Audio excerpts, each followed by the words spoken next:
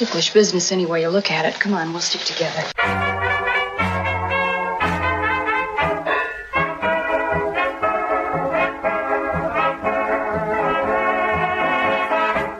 Hello, everyone, and welcome back to another episode of Ticklish Business, the podcast all about old Hollywood.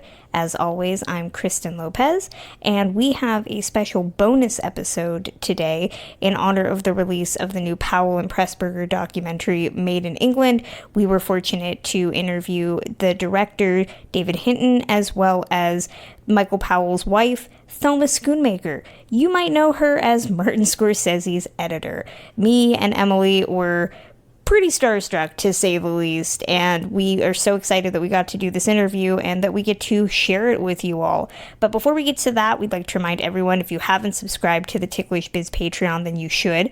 We do additional bonus podcasts like doubled features, looking at remakes, and based on a true podcast, looking at biopics and true crime, as well as But Have You Read, the series, spotlighting classic literary adaptations. We also have our Don Johnson July episodes that we're doing. We've released our episode on the 1985 remake of The Long Hot Summer, and we're doing one on the 1993 remake of Born Yesterday. They are hilarious episodes. You should definitely give them a listen. We also give out regular packages of gifts, host exclusive interviews like this one, and let you guest on an episode. You can subscribe starting at just $1 a month at patreon.com/ticklishbiz.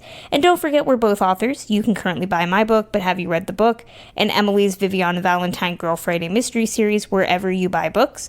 Plus, our Redbubble store has fabulous art designed by Samantha Ellis and Terrence Hiltz that you can get on a variety of items. It's also where you can find our popular Jean and Judy Makoko mugs and more. You can find that at ticklishbiz.redbubble.com. And if you're ever looking for an old episode, our archive of shows goes all the way back to episode 1, and it's always free at ticklishbusiness.podbean.com. So enough of me. Let's get to me, Emily, David Hinton, and Thelma Schoonmaker talking about Made in England, the Powell and Pressburger story. Well, oh my gosh, David, Thelma, thank you so much for wanting to sit down with us. Well, we got to watch the documentary last night. David, I'm curious to ask, what was what was the pitch? How did you two both decide to want to embark on this project with Scorsese to tell the Archers story? Well, actually, it was Thelma who initiated it rather than me. The producer of the documentary is a guy called Nick Varley, who had a distribution company called Park Circus, which distributed classic movies. So he thought it would be a great idea to have a Powell and Pressburger documentary. So he proposed the idea to Thelma, and then she proposed me to him as the director. I made a film with Michael back in the 80s, nearly 40 years ago now, with Michael Powell. And that's like an hour-long thing for TV. Michael liked the film, and through doing it, I met Thelma, and we've remained friends ever since, basically. Right. And it was a wonderful film, and Michael was enjoying so much being back in the film world again, and becoming such a good friend of David's as I have too. Yeah, it's a wonderful film. Thelma, you're a legend in your own right, married to a legend. What inspired you to want to finally tell their story at this point? Well, from the moment I met Martin Scorsese, he began educating me about the films of Powell and Pressburger, and of course I fell in love with them. And the more he sent me home with a VHS, which it was in those days, the more I fell in love with them. And finally, he then introduced me to Michael when the first retrospective was done here in New York, the first American retrospective. There'd been one in Britain before. So I just could not get over what an incredible person he was. As David will tell you, I think David told me that Michael changed his life. That's the kind of person he was. He was an extraordinary, unique person, and he had a big impact on people who met him.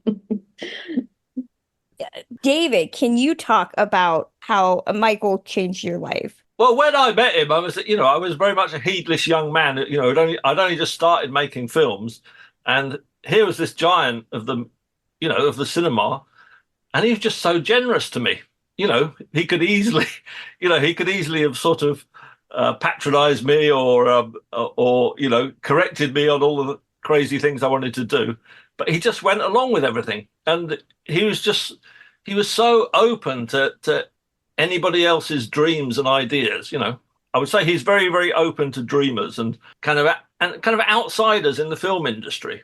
You know, at the time I met him, you know, he was involved in lots of film ideas. You know, he still wanted to make movies, but they weren't the kind of films that were kind of what you'd expect in the film industry at that time. You know, he still wanted to go on experimenting. He still wanted to go on trying out different kinds of things than what the mainstream was doing. All that was very inspiring, but he was very, very inspiring just as a human being. After everything he'd been through, he still had such a sparkle in his eye. You know, he kind of really relished everything every day of his life, and he particularly relished anything to do with filmmaking. What we made was just like an arts documentary for television.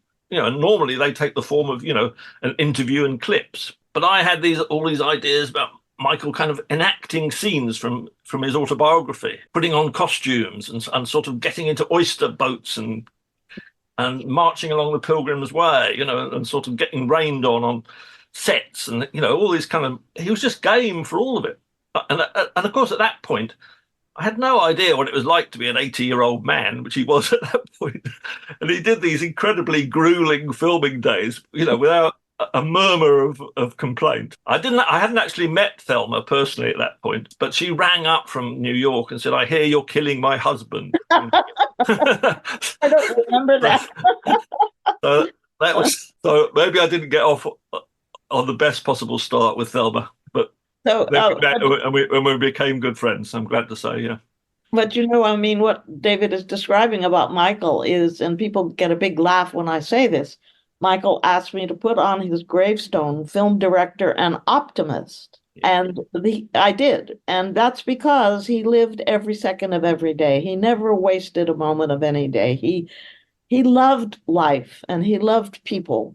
He loved humanity. I mean, that's what's so great about the films. The films are filled with humanity from the world, you know, not just people in Britain. Even towards when I first met him and I was editing and he was writing his autobiography, he would go down into the village here in New York and meet people at various stores and things, and they all had an idea for a film, and he would spend hours with them on these projects that I knew were never going to get made.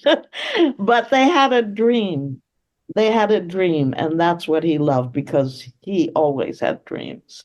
And he actually never became bitter, which is an incredible thing. I don't think there are many directors who could have gone through what he and Emmerich did, being thrown out on the trash heap for 20 to 30 years and still not be bitter. But he wasn't, and he actually wrote or dreamed up 100 projects that he wanted to make still. He never stopped. Every day when he wasn't working on his autobiography, he was writing up another idea. And some of them are really wonderful, but even Scorsese couldn't get some of them made. It was just the wrong time.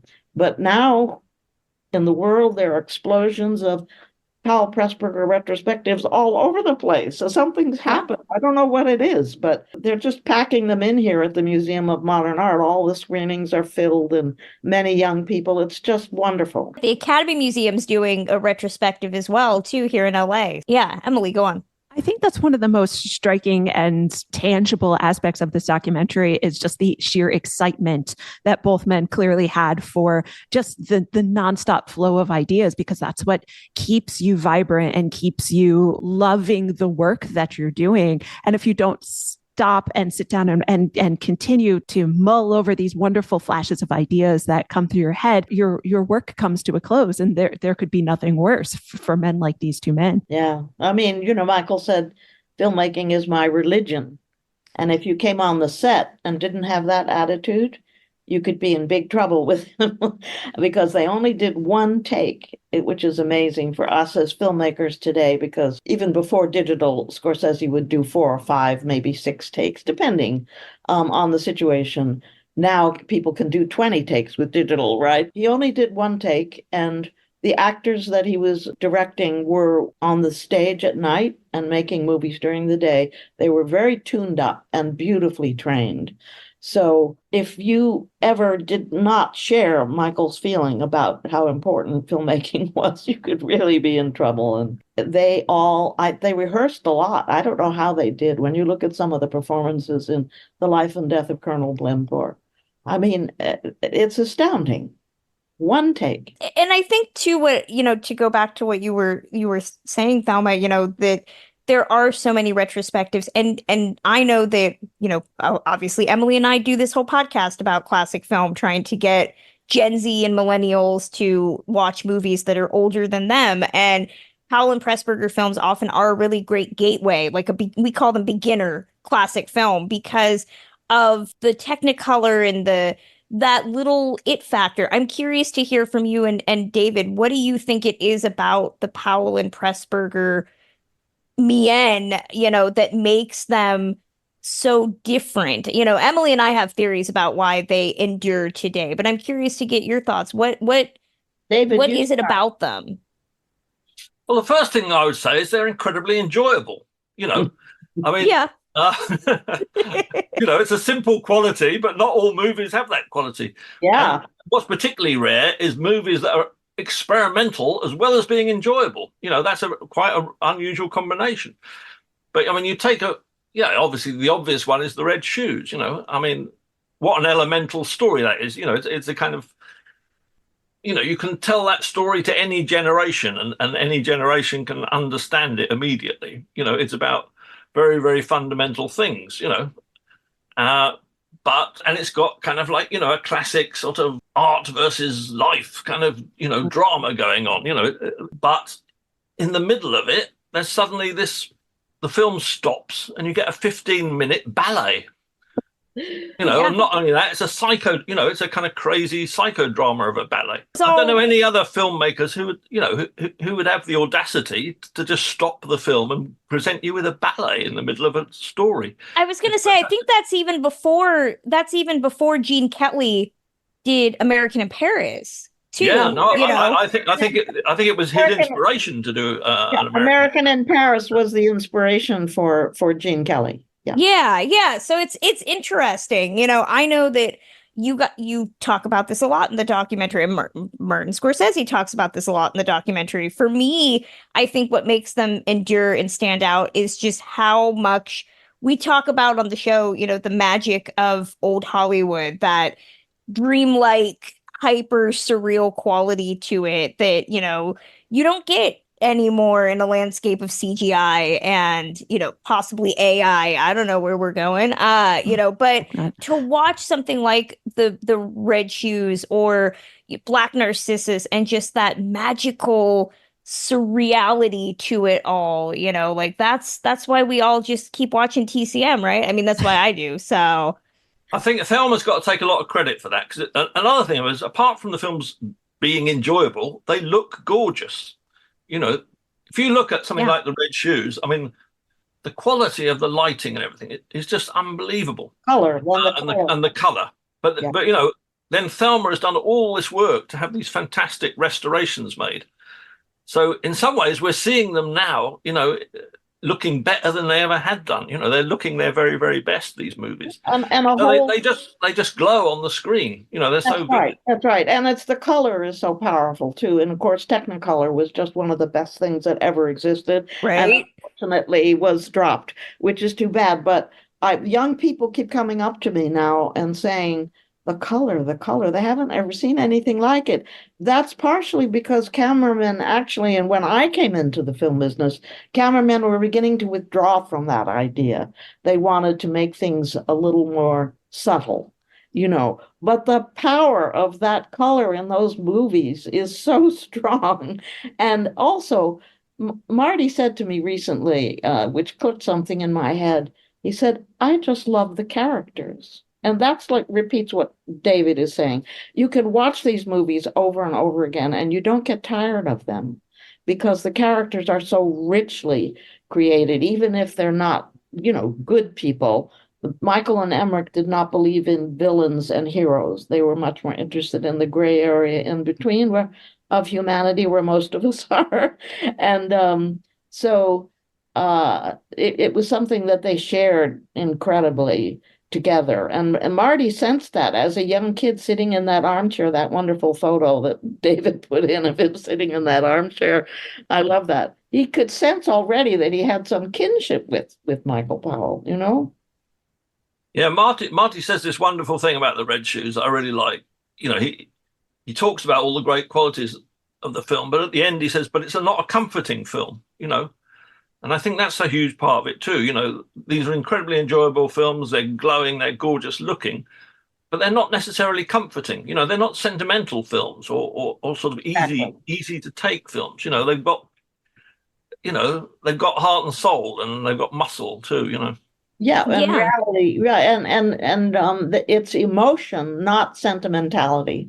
There is a lot of sentimentality in some Hollywood movies, and that was anathema to both Marty and Michael Powell. It's emotion, and films like Life and Death of Colonel Blimp are packed with emotion. I don't know, nothing.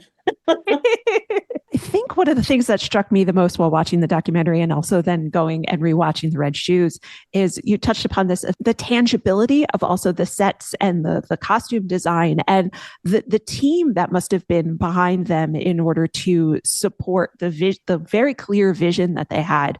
Can you speak about sort of the process of creating the visual world a little bit? I'll just go first real quickly.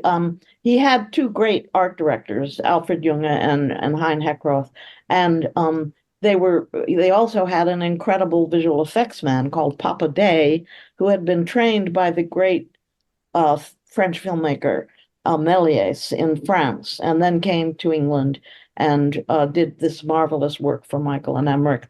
In Black Narcissus, the terribly clever use of glass paintings of the mountains, because they never went to India, and how brilliant they were about combining them with the right size miniature or the human being, in fact. And so actually, George Lucas was so impressed by what he saw that he actually hired some of these people to work on the first films of Star Wars. So it was not only the visual effects, but it was great costume designers and people with brilliant ideas. And Michael loved, when people had ideas, he would usually say yes. I mean, not always, but because he loved working with these great collaborators of his. For me, the two key characters in this are Alfred Junge and Hein Heckroth. And it's interesting how the look of the films changes when Heckroth takes over from Junge as the kind of art director. Because Junge was, I think, much more architectural in the way that he designed the films, and Heckroth was more painterly. If you take a film like A Matter of Life and Death, it's the kind of architecture of the world that he creates that's really, spellbinding. Whereas if you take something like Tales of Hoffman, it's a much more painterly kind of vision, softer, but more to do with color. Yes, because Hein was a painter, actually, and then got into the film business and the opera world, and he put all of that to work. And yes, it's so noticeable sometimes, the little details and things that he puts in, which are just fascinating. And of course, he and Michael just hit it off tremendously. They were of the same artistic bent. And it was a wonderful relationship for a very long time. I have to ask, it's a question I love to ask, the few times we were fortunate to get people who are deeply connected to these classic figures. Of course, the documentary focuses heavily on the work, but of course, I mean, Thelma, you were with Michael Powell for several years. I'm always interested to know what was he like when he wasn't working? What did he like to do on a Sunday? What was just about, getting to work, to be around him when it wasn't about work? What was he like? Well, it was heaven because he was so much loving, life. And so eating, for example, he was a great cook and he hated recipes. And whenever I would cook, he'd say, put that recipe away. And I would say, listen, this is one of your favorite dishes. If you want it, I have to use the recipe. So, but he was, Sundays was a very special day for us. It was the one day I didn't work on editing, and Michael was writing his autobiography. So I gave him a small tape recorder to use, and he would record his thoughts. His eyesight was beginning to fail, so he was doing this he was keeping the structure of this autobiography, which is brilliant, in his mind. He couldn't have notes or anything. It's the structure of it is really interesting. And so I would transcribe at night what he had dictated during the day. And then Sunday, we would spend the whole day working on his autobiography. I would read back to him what he had written, and then I would help him rewrite it and reshape it. And we never got out of our bathrobes. We would have a wonderful breakfast of a banana and a tomato that he would make some remarkable thing out of. And then we would work all day on his book, and it was just heaven. I must tell you, it was one of the happiest times of my life. I need to learn how, as somebody who is writing a book right now, I wish I had the structure in my head. It's more just like vomit it up onto the page and hope it looks good. It's quite remarkable when you read the autobiography. I don't know how he kept that in his head. I really don't know, but it's genius kind of genius. That's all I got. Thelma, to your own credit, I mean, I don't use the word legend lightly. You are a legend, for me at least. Is that weird for you, like, to know that that you and your own right and your own work with Martin is, you're one of the icons of cinema, alongside, in a different form from Michael Powell, but in the same kind of legendary Big L status? Well, I mean, Scorsese and I do all the editing together, so everybody gives me way too much credit. He taught me everything I know. I knew nothing about editing when I met him. I didn't intend to become a filmmaker. He made me one. And so our work together is an incredible collaboration, like it was with David on this documentary. And we also share, of course, the great legacy of Michael Powell. We talk about it all the time. And so to have that, not only the best job in the world, the most challenging and job that changes with every movie, but to be sharing this wonderful legacy is something very, very precious. And so I feel I get way too much credit for what I do with Marty, but it's also because I'm a woman, and people think I was one of the first women editors. I wasn't. There were women editors way back in the 1920s.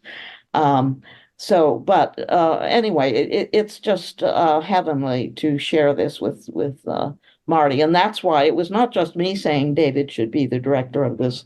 It was Marty and me, because we both loved the film he had already made on Michael, and we knew he was the right person. I think that's one of the most important parts of the documentary, is that you never shy away from speaking about the collaboration, and the one cannot do this without the other. And though they did have separate careers and separate passions, outside of their collaborations, how important was it when putting the images and the stock together to always touch back and make sure that you were telling both stories? It was something we were highly aware of, because, of course, all three of us at the center of the film, which is, me and Thelma and Scorsese, we were all in our different ways, very close to Michael. I mean, particularly Scorsese and Thelma, of course, but, I also knew Michael very well at the end of his life. So we were very aware that, we had to make sure that Emmerich always got his due, even though we weren't so close to him personally. But I think because we were highly aware of that, we were very careful to make sure that we did our best by Emmerich. There was another practical difficulty, which is that Michael was interviewed much more than Emmerich was, so there was much more material and Michael was just more of a showman, than Emmerich was a quieter person. His nickname used to be the Dormouse, apparently, when he was a young fella. It was harder to find material, of Emmerich. We had a real bit of luck in that we found two really good interviews with the two of them together. One British one and one Canadian one. So important. And just seeing the two of them together and seeing how they relate to each other, I just think, it communicates a very, very powerful sense of their love for each other and the way their relationship worked, and how important humor was to their relationship. They're both very funny men, and so you sit them down together and you get a very entertaining interview. We wish there was more footage of Emmerich, but there isn't, but these two, David and his researcher found these two, they were both Canadian, right? One is from Arena, which is the British film. That's Gavin Miller, you mean? But I'm talking about the two new ones. The ones that are less known, we found, they were done for Canadian TV. Yeah. Yeah, and those are very valuable because you see Emmerich's sense of humor for the first time. Well, you also see it in the Gavin Miller when he says, "I think that should be cut," right? Well, I have to ask, this got its U.S. premiere at the Turner Classic Movies Film Festival back in April. It played there. I got to hear from people that were in the audience and talked about how amazing it was to watch. And of course, Scorsese works very closely with TCM. How do both of you feel knowing that the documentary, I was telling Emily, it's the benefits of a documentary mixed with just like taking a film course taught by Martin Scorsese about the Archers. How do you feel about it opening itself up to a new one of the most generation? important things that David did was say, it's not going to be talking heads. It's going to be only Marty. And that was a brilliant decision. It really is.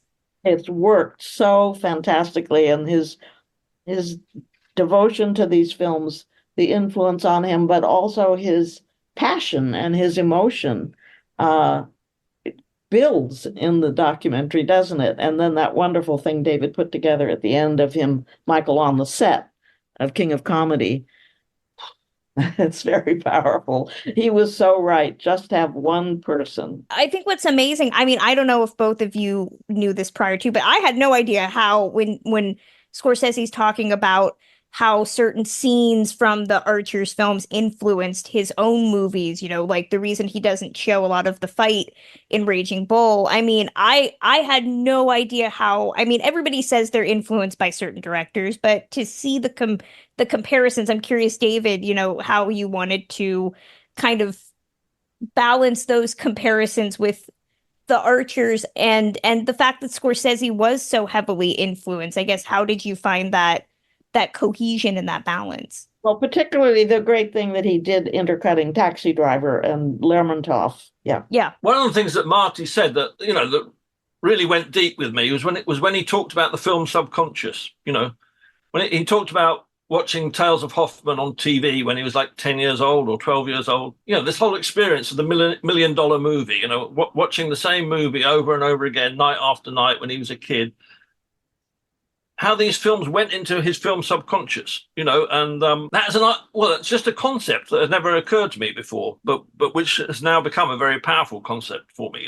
The idea of these films that you don't just go and see them and sort of, think about them for a week. You kind of live with them. A real strong sense, I hope, that comes across in the documentary is that Scorsese has a lifelong relationship with these movies. He started watching them when he's 10 years old. He's still watching them now, 70 years later. The movies keep giving things back to him. They mean more to him in some ways as he gets older and he discovers new things in them. To me, it's not just a question of one-to-one sort of, oh, I took this idea from this film and put it into this film. It's much more to do with those Powell Pressburger movies working away deeply in his subconscious and finding that, and those influences finding their way into his own films in more subtle ways. Like when he talks about Hoffman, what he's talking about is the relationship between camera and music, for instance. And that's such an important thing in so much of Powell and Pressburger and in so much of Scorsese's work. It's that deeper connection that interests me more really than, oh, isn't this scene a bit like that scene? Though of course, I like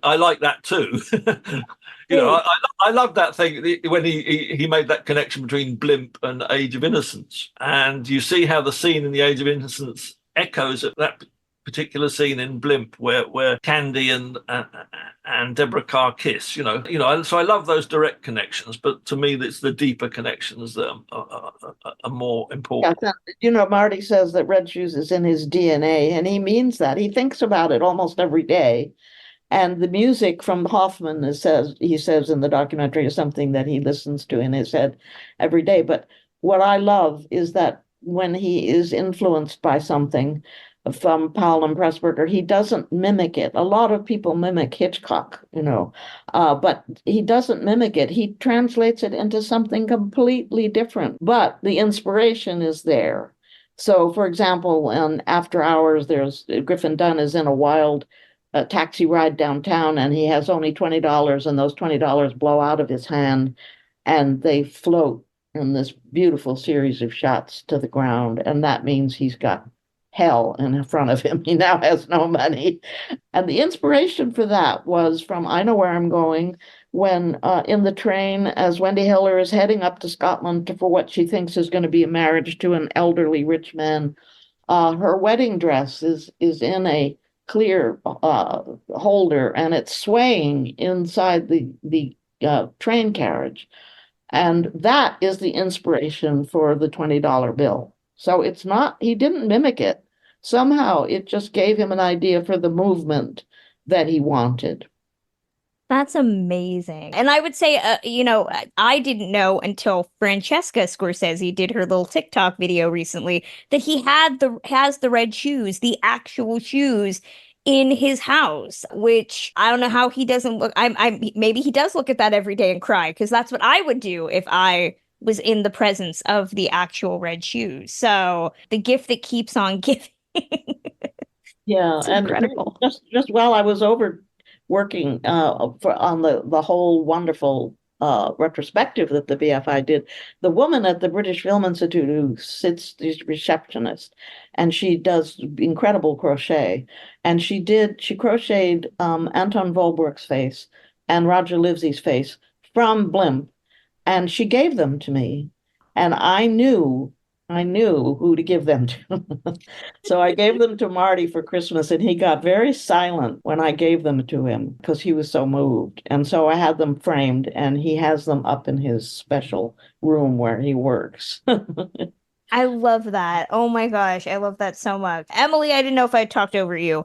Oh, no, not at all. I'm a huge fan of ballet. And so one of the things that struck me, obviously, about their entire catalog of movies is just how important movement always was to every film that they made. Obviously, they made ballet films, with the swaying of the dress and the movement of not just people, but objects. Did they have access to ballet and dancers in their childhood? I just wonder where that came from, because it's so profound, and it was so clear in all of their films that I just wonder where it came from. I'm not sure he went to the ballet that much. He was a fanatical theater goer. He went almost every night to the theater. He certainly knew ballet dancers, by the way, on the Riviera when he was very young. There were quite a few exiled refugee ballerinas there. And Isadora Duncan and things like that. But I think once the idea that Emmerich had given him almost got made into a movie in the late 30s and didn't because the war broke out, I think then he would have gone and begun to really study the ballet and made sure that, that decision, refusing to not use an actress, but a real ballerina, that's a very daring thing to do. Even today, the Black Swan, they didn't cast a ballerina, did they? And they were very lucky with Nora Shearer being so beautiful and able to act as well as she did. Phenomenal actress. Absolutely phenomenal. I think it may also be, the other thing to remember is that Michael got started in silent movies, which are all about physical performance, And they, those Rex Ingram movies that he worked on in the south of France at the beginning of his career, I think they were always an influence on him throughout the rest of his career. In the ballet in the red shoes, I think he enjoyed being liberated from dialogue. He loved just the combination of music and image. So the connection between that and dance, I think, is pretty evident. Same in Black Narcissus, he loved that composed film sequence. Where there's no dialogue, it's all just action and music. Maybe that's more of an opera than a ballet, but it is that combination of just music and movement that's so powerful.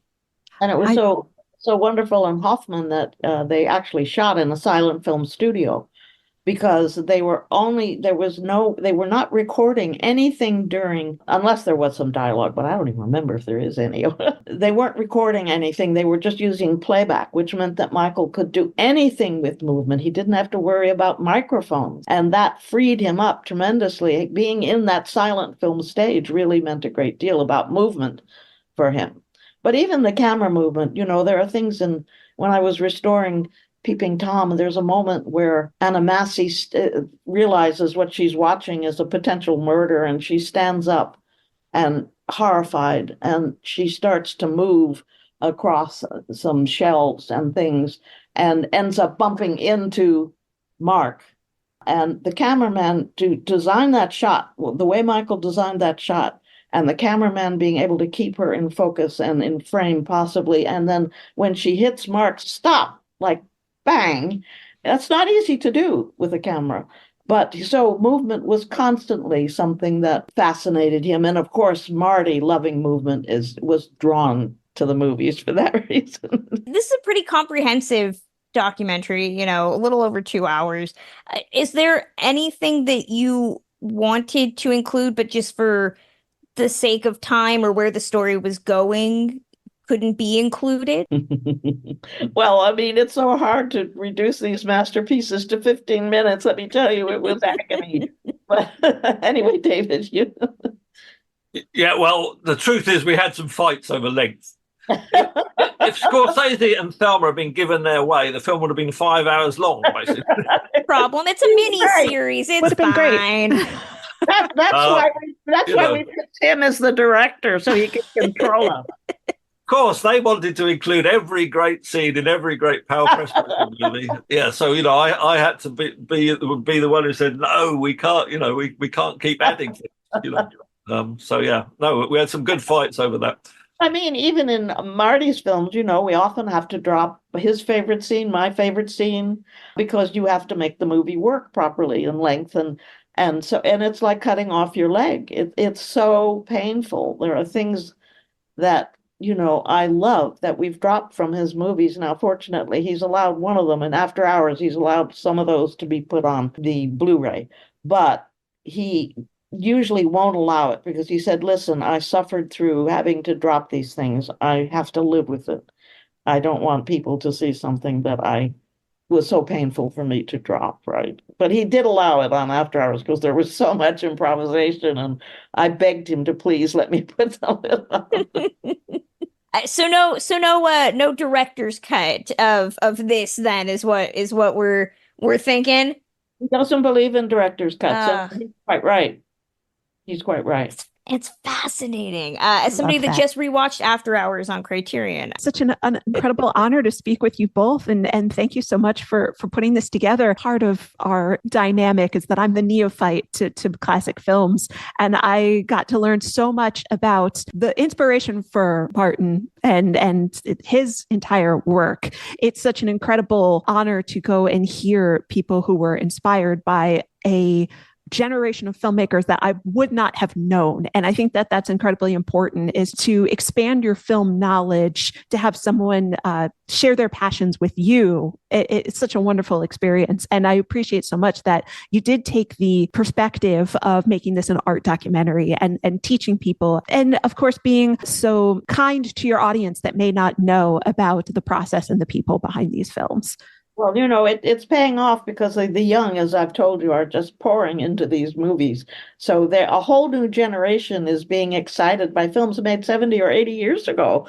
It's really wonderful to see. I can't tell you. I mean, when I was doing on Q&As in London, and I would look out at the audience, and half of it would be young people. And it used to be, when I did these things, it would be older film historians, and most people didn't know about these films. And now they're just pouring in. I mean, at the Museum of Modern Art now, they're just pouring into the screenings. It's just fantastic. Thanks to David. Truly. Thank you. When I first met Michael, which was in the 1980s, I was young myself then, believe it or not. And, it was thrilling to me to think, my God, through this man, I'm connected back to the silent cinema, to the very beginnings of cinema. He worked in the silent era, and it seemed amazing. Oh gosh, here he is. He's alive now. He's still thinking about movies, and so. It's wonderful to me that kind of from that connection from Michael to Thelma and Marty, you've got almost the whole history of cinema there. You've got Michael starting in the silent era, and you've got Thelma and Marty still making movies, in the 2020s. For me, in a way, this documentary covers the whole span of film history in a certain way. And it's great to think that that's now feeding into what, young people are enjoying, so that's fantastic to me. Young people to look at not only these wonderful movies, but there were 80 years of black and white filmmaking, masterpiece after masterpiece, and young people don't want to look at black and white movies. And that's really a shame because they're missing tremendous amount of. And Michael felt that when the silent era ended, he was very sad. He said, we used to be able to make movies for the world because you would send a movie to Japan, and they would take out the English title cards, there was no sound, and put in Japanese title cards, and the movie was exactly the same as how it had been made. Whereas nowadays, when people are dubbing our movies, it's extremely distressing because who is going to dub Robert De Niro? I mean, it's not our movie anymore. And Michael really missed the fact that we lost that in the silent era because he wanted to make films for the world. And he said, I heard him answer a question once. Someone said, what do you think about the terrible state of the British film industry now? This was back in the early 80s. And he said, why should there be a British film industry? We should make movies for the world. And he really meant that. And well, you can see it in their movies, can't you? I mean, yeah.